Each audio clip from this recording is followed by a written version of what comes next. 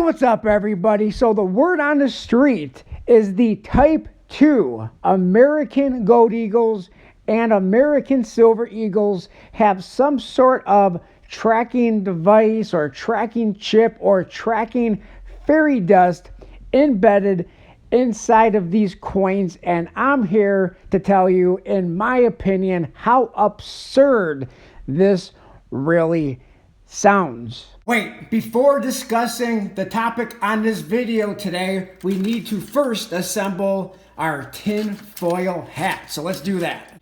Tinfoil hat is now all assembled.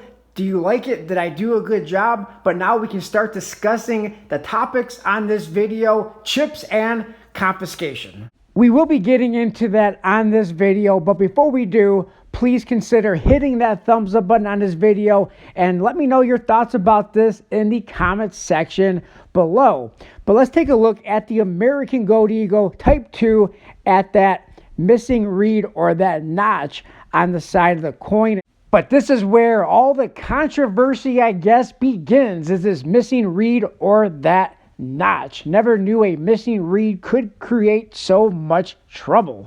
But more importantly, the big commotion is with the American Silver Eagles. So let's take a look now at the American Silver Eagle at that same missing reed or that notch, because they are saying, and when I say they, I mean random people on the internet, saying that there are tracking devices in these coins. Now, let me know in the comment section below. Do you believe this or do you not believe this? I really want to know if you believe the rumors that are being spread. Now, let me also say that I have no evidence, no proof whatsoever that there is not any kind of tracker in these coins, just like the people who are spreading that there is a tracking device in these coins.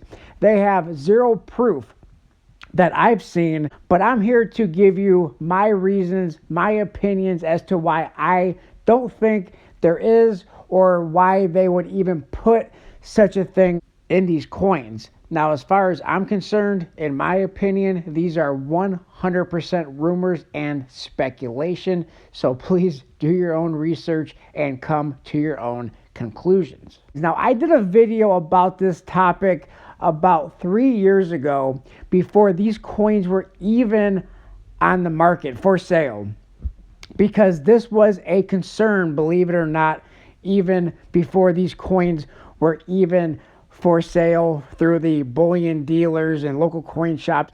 And my first reason on that video, and that video is starting to get more views right now and getting comments on there, because of people are concerned. People are searching YouTube, the internet, about confiscation and microchips being put in these coins, and if there is any information out there on this, because they're hearing this on social media. Now, my first reason behind why I don't think they would do this in the first place, even if they did want to track these coins down or track down your silver and gold stacks, I think there would be a much easier way, a much more cost-effective way, by the way, than to put a tracking device in these coins. Now, my very first reason is exactly that. It would cost a lot of money, a very big expense, to put a tracker inside every single American Silver Eagle, the tens of millions American Silver Eagles that the United States Mint produces, not just in 2024, but then we have to go back to the latter part of 2021, all of 2022, all of 2023, and now in 2024, and even moving forward in 2025, 2026, 2027, the tens of millions of these coins that the United States Mint produces, very, very expensive. If everybody's concern about this is because of mass confiscation, because the United States government perhaps wants to confiscate everybody's gold and silver, and by the way, I don't think they do. I don't think they would or will, but I do believe that is a concern, and people will probably have a difference of opinions on that topic. But if they did want to confiscate, like in 1933, and by the way, there was not an actual confiscation. There was an executive order 6102 under executive order of the president issued April 5th, 1933. All persons are required to deliver on or before May 1st, 1933, all gold coin, gold bullion, and gold certificates now owned by them to a Federal Reserve Bank branch or agency, or to any member bank of the Federal Reserve System. Many people did hand over their gold based on this executive order in 1933, but also a lot of people chose to not hand over their gold. And by the way, that was in exchange for $20.67 per troy ounce. What a banger of a deal that was. But many people chose to not take that awesome deal of $20.67 per troy ounce. I mean, isn't that why pre-33 gold coins exist today? Some people chose to hang on to their gold coins. Other people chose to send their gold coins to banks in Europe. And now all the gold coins that were in banks in Europe, a lot of it has been returned back to the United States. I think there would be much less willing participants in the United States this time around to hand over the gold. But if they were going to do a confiscation, I think there would be a much easier way to accomplish that than the expense of putting tracking devices in all these coins. And why is that? Well, because of the electronic and digital footprints. Most people, now not everybody buys their gold and silver with credit cards, but some people do use electronic checks when they go and buy their gold and silver from online bullion dealers. This is where cash is very important. If you do think that there's going to be some sort of confiscation and you don't want your gold and silver tracked back to your location or tracked to you, then cash is very important, because cash is not traceable. They can trace where you spend your money when you are paying for your gold and silver with credit cards, electronic checks, when buying online, also writing a check, and using payment methods like Zelle and Cash App, and there's probably a few others that I'm not remembering at this moment. Then that can all be traced back to you, that electronic or digital trail or paper trail.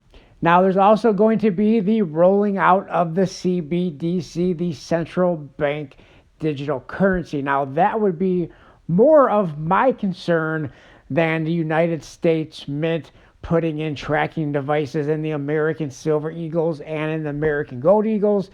My concern would be the CBDC, because that there is where they're really going to be able to track and monitor everything that you purchase once the CBDC is fully implemented. So the CBDC, the central bank digital currency, in my opinion, it's not a matter of if, but it's only a matter of when that is fully rolled out. And that is when the United States government, if they wanted to, and also the Federal Reserve, would be able to monitor everything that you purchase, your entire purchase history, and really control what you're able to possibly buy and not. So that would be more of my concern, the CBDC, than if the United States Mint or the United States government is putting tracking devices in the silver and gold coins. And again, I don't know if there's any sort of tracking devices in these coins. I have 0% proof or evidence that there's not. And I believe nobody that I know of or seen has any proof that there is. If anybody does have proof that there's a tracking chip or some sort of tracking device, something that can be decoded or whatever in the American Silver Eagles or the American Gold Eagles, you can email that to me. Now, not just somebody on the internet saying that they heard or somebody told them or they have speculation of there being any kind of tracking devices in these coins. I've already heard all of that. I am looking for the solid evidence. If anybody has it, I don't think anybody really does, but if anybody has proof that there's some sort of trackers in these coins, email it to me. I would be more than happy to take a look at that. However, I don't believe such evidence even exists, but I could be wrong. If anybody has evidence of there being tracking devices in these coins, go ahead and send them to me. Now, another reason why I don't think there would be a gold and silver confiscation is there's just not that many people that stack gold and silver. We really are in the minority of all the people in the world, or if you just want to talk about in the United States. Last time I looked at it, there was about 330 million people in the United States, and out of that population, not very many of us are gold and silver stackers. In fact, there are many more people that buy gold and silver on the paper market, paper gold and silver, the ETFs, than stack the actual physical metal.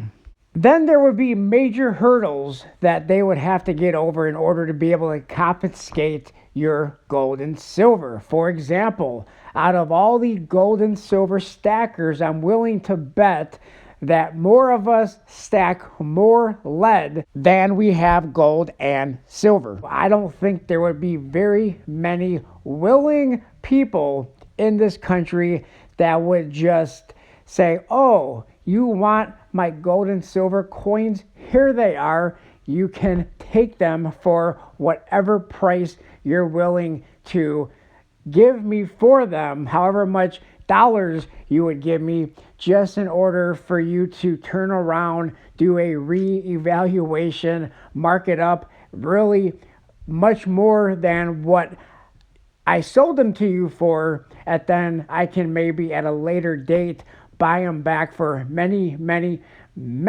more thousands of dollars, or at that time it would probably be CBDCs. But whatever the case, I just don't think it would ever happen, but that's my opinion. Do you think there's any sort of tracking device in these coins, and do you think there would be a gold and silver confiscation? I don't, but that's just one person's, just my opinion. Here's another thought. First of all, please follow the laws on the books. But what if all this talk about chips and confiscation is to increase the value or price of Type 1 American Silver Eagles and pre-33 gold coins? Because supposedly, if there were to be a confiscation, they would only take bullion coins and bars and leave the collectible stuff alone.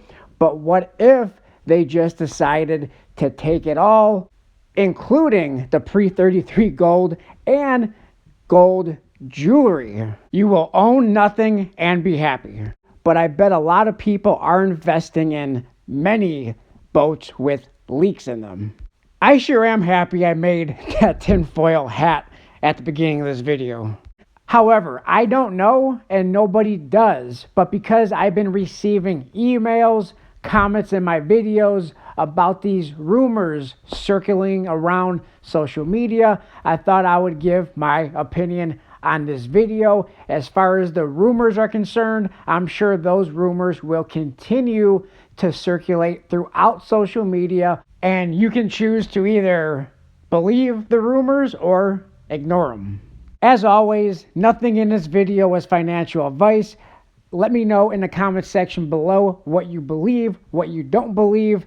I do appreciate everybody for watching this video. I hope you found this video entertaining and informative. Please hit that thumbs up button on the video, like, comment, subscribe, share, and I'll talk to everybody on my next video. Thanks a lot, everyone.